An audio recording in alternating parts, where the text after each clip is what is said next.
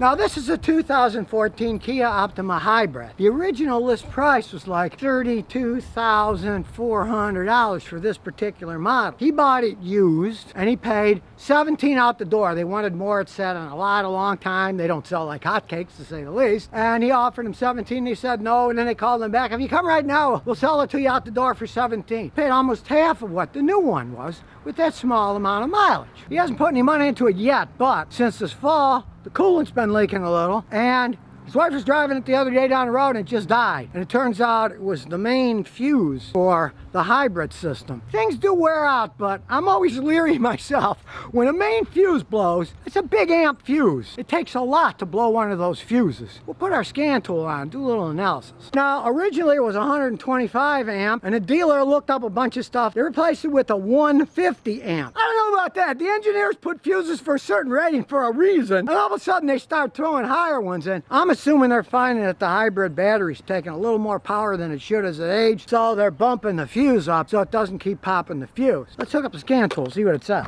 Now, I do have to say that Kia does have a 100,000 mile warranty on a hybrid system, and he had the stuff fixed for free. They didn't charge him anything. So he's thinking about, he gets to 100,000 miles, get rid of the thing. Because his other car's a Toyota Corolla that's never broken down, and it's a 2003. It's a lot older than this thing is, and it's never broken at all on it. You can see there's no global codes, everything's green. So let's start it up, even though it's not going to do anything because it's a hybrid and it's just sitting here. We'll put the AC on because I'm hot as can be. You hear the engine's coming on now. The AC can run a little while with the engine turned off, but not that long, and it turns the engine back on. But I'm really disappointed because nothing like my Toyota or Lexus blow big stream. I'm not getting enough air on me as far as I'm concerned. Let's go to system, OEM enhanced, 2014 Kia Optima Hybrid. Yes, here we go. Now there's no enhanced data either. Gonna check everything, and that's an awful lot in one of these hybrids. You can't mess around with these things unless you have a high level scanner. This is the lowest level scanner that I would ever use on one of these. If things really got hairy, I'd get out my $5,000 scanner. This thing is rated at 35 miles a gallon highway and 37 in the city because it has regenerative brakes. And it's only getting 32, so it's getting kind of low gas mileage. And it's not that high mileage, it's only 74,593. But now there's the scanner. It's done all the modules. Let's look through the modules. The seat belts, we don't really care about that. That stuff's all a bunch of nonsense anyway. The electric parking brake has codes. So does the smart junction box. We'll check the smart junction box and see what that says. Turn signal, right hand rear open circuit. Well, it's working perfectly fine, so who cares about that? And it also says turn signal left rear circuit open. That works too, so we can ignore that. Now you can see something squirrely because the calculated load value is 52%, and the car's just idling. We're not even moving. See, the equivalence ratio is going 1.532, 1.487, 1.47. It's kind of moving around. As you can see now, it's going all over the place. Now it's 1, now it's 0.984. It's really moving around. A car that's just idling should not go all over the place like that. That's probably one of the reasons. It's getting pretty bad gas mileage for a car. I mean, I've seen these things get 38, 39. This is only getting 32. As you can see now, it's all the way to 1.484. It's all over the place. Now that's the Bank 1 sensor one. I would advise changing it. There are actually a zillion things can affect it, make it do weird things. But with it vacillating like crazy like that, I would have that sensor changed. And since that's part of the anti-pollution system, Kia should cover it under the 100,000 mile warranty. So really, as an educated guess, I'd say change Bank 1 sensor 1, the air fuel ratio sensor. It could be bad, maybe the wiring's bad, something's amiss there. The voltage is good on the control module. So far I haven't seen anything weird other than that sensor data. The engine has run 16 hours 19 minutes since a trouble code was cleared, so this did have a trouble code at some point in time. So what we basically learned is it doesn't trip any codes now, but it did 16 hours ago of runtime. It had a trouble code on it. Now the owner tells me he wish you would have seen my videos before he bought this, because his old Corollas never stranded them, and this thing now is stranded once, and it's got the oddest thing.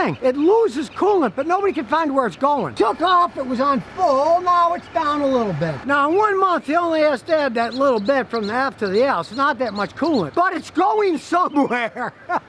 And it shouldn't in a vehicle this new. Now, I can't see any leaks anywhere, so I'm gonna tell him to put some ultraviolet leak dye for the cooling system, and then run it for a few weeks, and as he adds coolant, when it's cold, look with the UV light and yellow sunglasses. Pray it's not a head gasket or something going. You never know, and I'm also gonna doesn't tell them change the radiator cap. Could be as dumb as it's just seeping a little gas and it'll lose a little coolant over time. Now overall, they're pretty basic engines though. They got normal fuel injection on the intake. It's not GDI. It's not an extremely complicated car except for the hybrid system. Now you can see it's a relatively noisy engine, but with this kind of mileage, almost all Kias sound like this. The quality control in their factory isn't that great. They've had to rebuild a lot of engines with timing chains, valves, piston rings. They're not the most solid engines in the world. But I do have to say, this is probably a better one because this one was made in Korea. The ones that are made in the United States, they had a problem with some of the machinery building them. That's why the engines blew up. He was saying his friend had a 1-year newer Kia with a turbo. They had to replace the guy's entire engine because it went out on him. If you are going to get a Kia, get a Korean one like this. Look at the door. It says made in Korea. It's a much better bet than buying one made over here, from my experience. Let's take it for a road test. Now, it's pretty quiet. I got the AC on, but you can barely hear anything. And the engine is running now. Gotta say, it is very smooth. Not a fan of the transmission. It's kind of wiggly woggly. Now, this does have a 6-speed automatic transmission. It's not a CVT, but it's kind of wonky if you ask me. I'm not impressed by either the acceleration or the indirectness of acceleration. You get kind of a nothing happens and then it starts moving and makes an awful lot of noise. And take into consideration that even though it was getting like 32 miles a gallon, that was all done in eco mode, the best gas mileage mode of them all, not the power mode. I got it in power mode now and it doesn't seem to have all that much power. Now it doesn't handle all that bad. A little bit of oversteer, but nothing outrageous. But let's see what this thing can do. Theoretically, it has 199 horsepower with the gas motor and the electric motor. So here we go. Well, it's not throwing me back in my seat. And like I say, the tranny's a little wonky. For 200 horsepower, man, doesn't feel like 200 horsepower. It's weak on acceleration. And I'm telling you, as hot as it is today, I wish these blowers blew about 3 times more volume air. I gotta stick my head way up here to get any cool air on me. They just do not blow that well. Hey, you guys in Korea where you made this car, maybe it doesn't get that hot in Korea. I know it snows a lot in the winter, but man, it gets hot here in Tennessee just like in Texas. And you need to upgrade your blower motors to get a little more oomph coming out when it's hot outside. And I do have to say, this manual shift option is absolute garbage. It hardly does anything at all. I mean, you're going down the road, you try to shift it, can't even feel it do much. You downshift, there's a big lag before it kicks in. I am not impressed by this transmission. So in the case of this particular Kia Optima, you get a hybrid. They're supposed to have more acceleration with the electric motor and better gas mileage. This thing has neither. It doesn't have acceleration or gas mileage. Some of that could very well be due because the main oxygen sensor, the air fuel ratio sensor, the one on the top of the engine, could be bad. It was giving squirrely data. And if it gives squirrely data, car's not going to run right. Because as it runs now, this is not an impressive vehicle, to say the least. I've been in ones that ran a lot better than this. But all in all, considering this car was close to $34,000 when it was new, boy, I could think of a lot of better things to do with $34,000. So buy one of these things. No wonder it sat on the lot for months before the guy bought it. If I would have road tested this car, I would have told people don't buy it. There's something wrong with it. It doesn't go fast enough. Doesn't get good enough gas mileage. Because really, when you step on the gas, yeah, it makes noise, but it really doesn't take off all that fast. And you got a real lag. It just doesn't feel responsive. And considering that the thing stranded them on a highway and blew a main fuse, and what they did was put a bigger fuse in it, went from like 135 amp to 150 amp fuse. To me, boy, I'd be sure to get rid of this thing before the 100,000 mile hybrid warranty was up for sure. So now you know more about the Kia Optima Hybrid and why they don't sell like hotcakes. For the money, not as dependable as a Toyota, not as zippy, nowhere near the gas mileage. Way back then, 2014, $34,000. That's a lot of money to pay for a car like this, and it's already stranded them. So this certainly has convinced me that my idea about not buying Kias is the right one to give to people.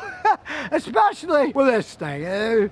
That's why I sat on a lot for a while, used before they get sold. I'm sure people tried it and they thought, it's not mine, not my cup of tea. Where the Priuses, they've sold millions of them. Kia's not really that much of a hybrid company to begin with. But on the plus side, they still got a little bit left on their 100,000 mile warranty, so they can drive it around like he said. When it gets near that, it's probably time to say goodbye to this and get another Toyota.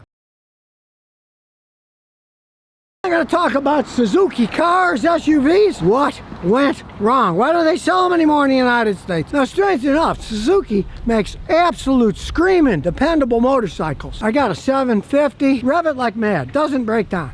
Their cars are just about exactly the opposite. One of their attempts to make an SUV, this particular one was made in Canada. It is an XL7. It's the biggest thing that Suzuki ever made. We call it a compact SUV, but it's the biggest thing Suzuki made. Suzuki was no good at making big things. They started in the United States in 1985, then they left in 2012. People didn't like them. The little Samurais, little Jeepy things, fun little toys for going around, but they had no power.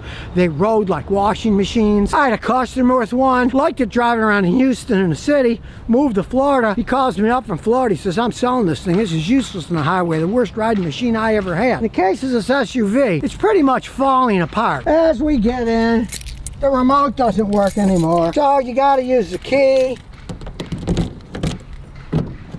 We get inside, but even it doesn't work very well. Finally, start her up. Power window doesn't work anymore. It's broken inside. Interesting enough, the AC still works. It's blowing cold, but the heat didn't work at all this winter. And even though it looks simple, turn the dial for heat. Well, that's just a computer system. It has no heat. He tried everything in my how to fix your heater thing, so it's got some kind of problem with the computer controls. Now, this particular one has a short that keeps shorting out the battery that nobody can figure out. Well, I'm going to make a whole video about that later. That'll be a separate video, but it shows you these things are not very well made. They were underpowered for the American market. People didn't like their styling. Their dealerships were staffed with mechanics who didn't know how to fix anything, and they didn't stock very many parts. When I used to work on them, I'd have to hunt around like mad to try to find parts for these stupid things. And under the hood is at least a V6 3.6 engine. Hey, at least I put a V6 engine in it. Realize the Suzukis were basically a cheaper line of cars. Okay, you get a cheaper line of cars, people are generally going to buy the cheapest one. They're going to buy the most expensive one, like these that have the bigger engines in them. A lot of it was marketing too. They just didn't market them very well. But as I said earlier, a lot of it had to do with their dealership. They didn't stock enough parts, so when they did break, you couldn't get parts. You'd be waiting for them. All they unlike their high-tech motorcycles that go forever. Headlights are foggy, relatively cheaply made. You can even hear it when you close the hood. Well, before we skin it, we'll take it for a spin. Hope it won't break down. Check it out. The blossoms are starting to come out here. And another lack of quality. You can't see what gear you're in. That part's broken too. 5-speed automatic transmission. And it does have 165,595 miles. So it's ran for a while. As we corner, it's rather top heavy. Not the greatest handling machine. And you can see the gas gauge is broken. He said that's been broken for a long time. The engine actually doesn't sound bad at all. I'll give them that. They do make great motorcycle engine, and this is a redesigned V6. Here we go. There's nobody behind us. And step on it. Hey! Doesn't sound bad. Not bad at all. But like I said, too little too late for the American market. Now, they sell the heck out of these things in Australia and different countries with the tiny engines, and not with automatic transmissions, but with manual transmissions, and they don't care that they're not all that fast. They like the gas mileage. You live someplace that's $8-10 a gallon for gas, you're not going to like a car that's big and eats up a lot of gasoline, like a Ford Explorer or, a Range Rover. So there's a niche market for these things. But they pulled out of the United States 12 years ago, and I don't see any chance of them coming back anytime soon. Like this guy, you can get one of these things dirt cheap used. Buyer beware. You need parts for this thing, you're going to be scrounging all over the place. And let's say the engine or transmission goes out, nobody's going to fix those things on these.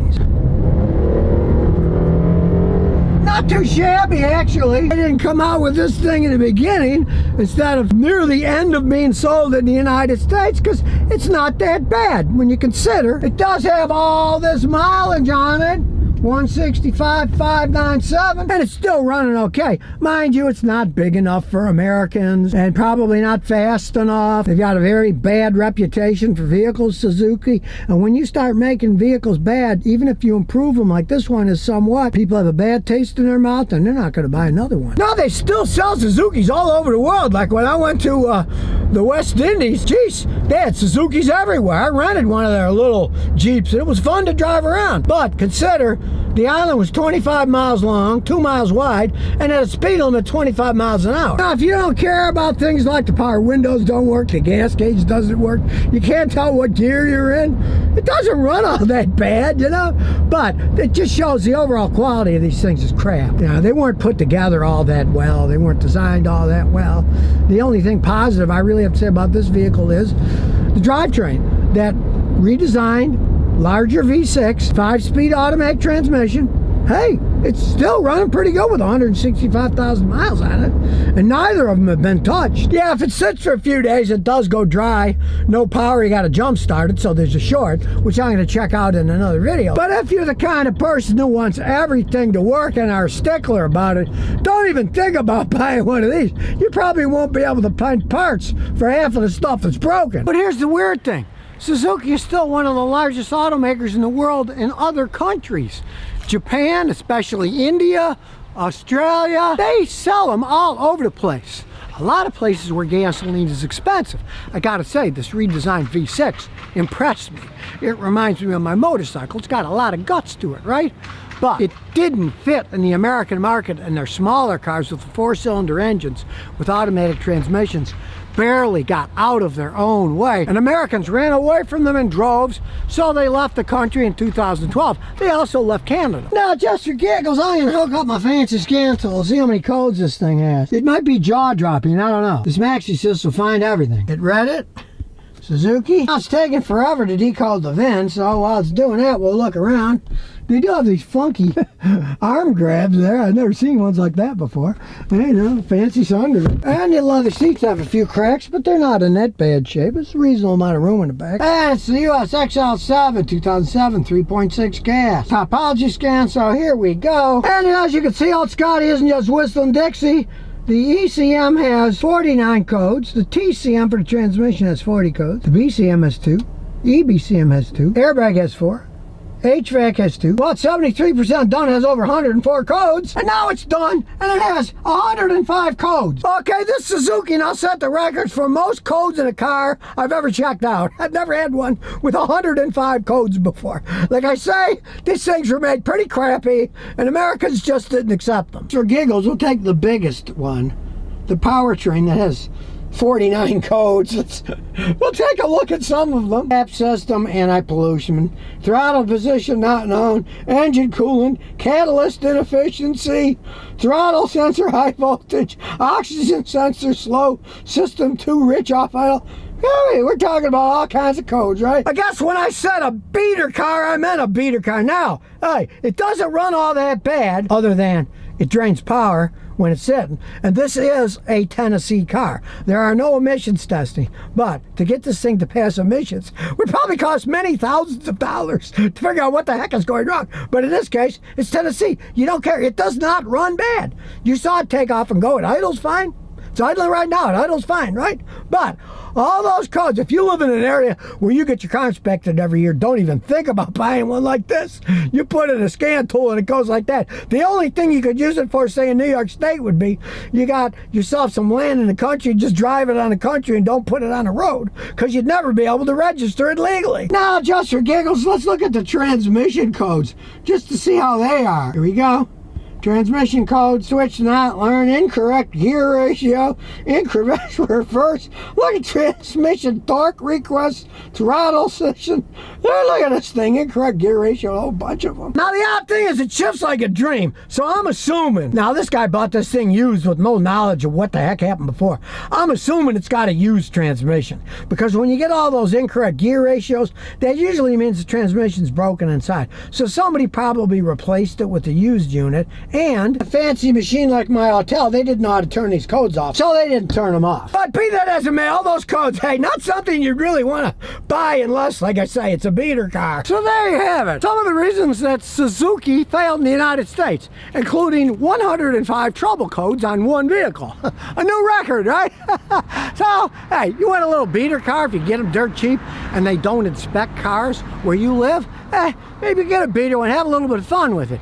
But as regular transportation in a state or an area that does emissions testing, you might as well as dig the pit and start throwing your money in if you buy one of these. They bought this thing new 3 years ago, and they paid about $21,000. It's got 45,000 miles on it, and they've been happy with it except for one thing. The transmission sometimes shifts a little bit weird. It's pretty much done so since it had 5,000 miles on it. He's taking it back, and supposedly Hyundai has replaced the transmission 3 times, which I kind of doubt. I don't trust those guys as far as you can throw them. It's got a minor shifting problem with them. It often does happen with these. And Hyundai's not a company that's like Lexus, Acura, or even Toyota and Honda. They don't treat their customers all that well. He admits that he was really manhandled by a dealership that didn't treat him right at all. And considering that they told him after putting in 3 trannies, oh, well, they're all like this. I doubt that they put any in. Maybe they tried a little reprogramming with a computer or something like that. But we'll start from square one. It is a Korean car, but see inside the door, it was made in Alabama. All right, okay, there's one strike against it. But at the same time, it's 2019, which is a good thing.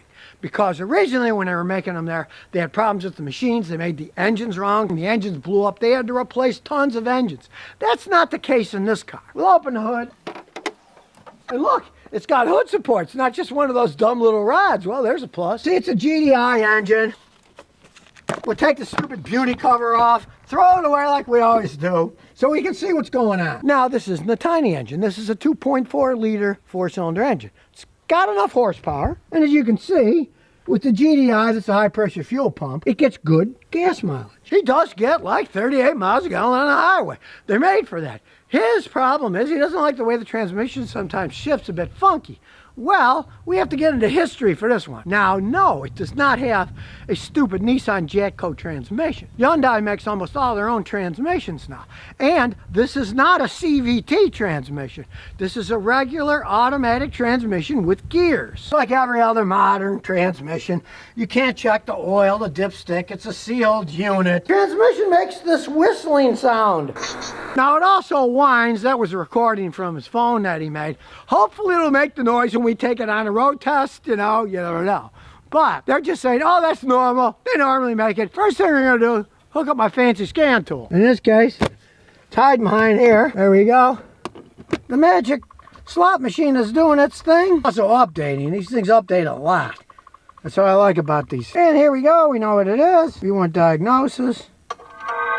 And we know it's a US Sonata with GDI. And you see all the stuff we can check. We're going to do a smart scan. It might take a little while, but we're looking for a real needle in a haystack here. The system's CAN 1, CAN 2, CAN 3. As you can see, everything is either green or gray. It's all green or gray. Gray means it's not equipped, so everything in it is fine. And this messes with all the transmission control modules too. There's a lot of information we can get. Set the adaptation. We can do all kinds of stuff. I'm interested in the transmission control module.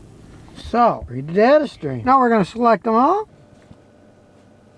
And then we're going to record it all on a road test. Here we go on the road test, and we'll see what happens. We're just going to listen to see if we can hear it. So now we got the data. We can play it back. I can look at all the transmission data. And I like graphs, so let's do them graphs. Graphs are much better. You can see the gears. You can see when they shift. Now the data is perfectly fine, but the little noise that we hear, that's it going into 5th gear. And it's made that noise, he said, basically since he got it.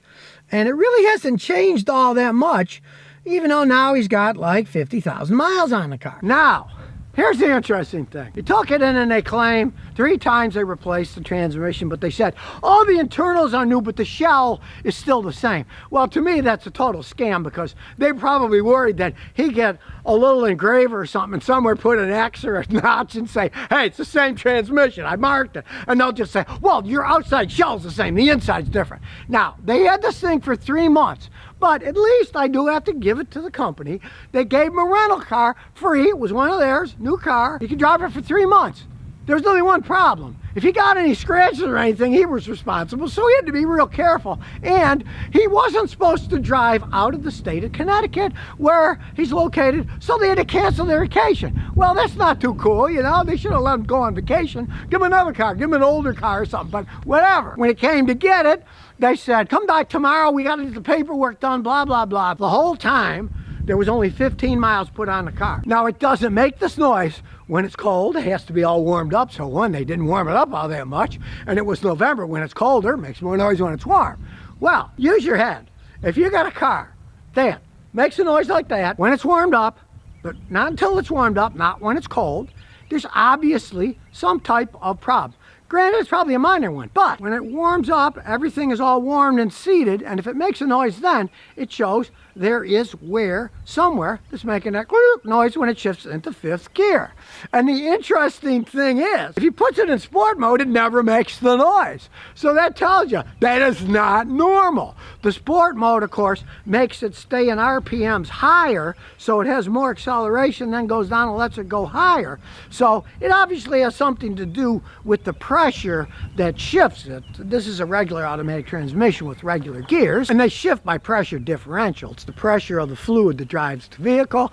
So when it's in sport mode, it's going to get higher pressures. It doesn't make the noise. So obviously there's something minor wrong. Like I say, it stayed about the same for them and it works okay. But the fact that they said they changed this automatic transmission 3 times, all the parts inside are new, but the shell's the same. That sounds like total baloney to me. No sense trying to figure the transmission out by looking at it, because they admit the shell is still the same shell. So I've had the same thing happen with other customers, and they pretty much gave them the same line of baloney, because obviously they're worried that someone's going to mark the transmission and then say, you didn't change my transmission. Then you could actually sue them under the Fraud Act. But, you know, with them saying, well, the shell's the same, but the insides are all different, which you could never prove one way or another. And the fact that they had it for 3 months, and they only put 15 miles on it, is kind of hilarious. You know, it takes like 12 hours to build a car from scratch. Why would it take 3 months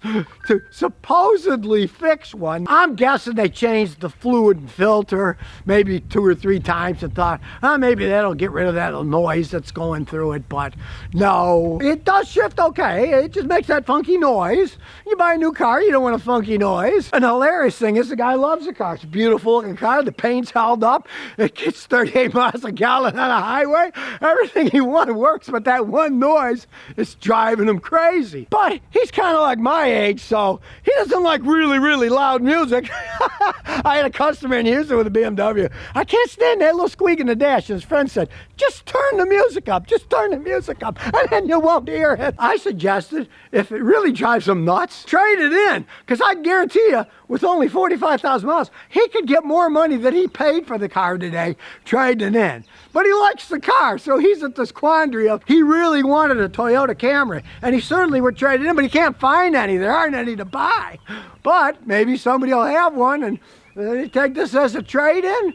Or I'm going to suggest to him, maybe go to a CarMax or one of those places, Carvana, and say, I'm trading this baby in, I want a Camry, and get a used Camry that's maybe got 40, 50,000 miles on it. So if you never want to miss another one of my new car repair videos, remember to ring that bell.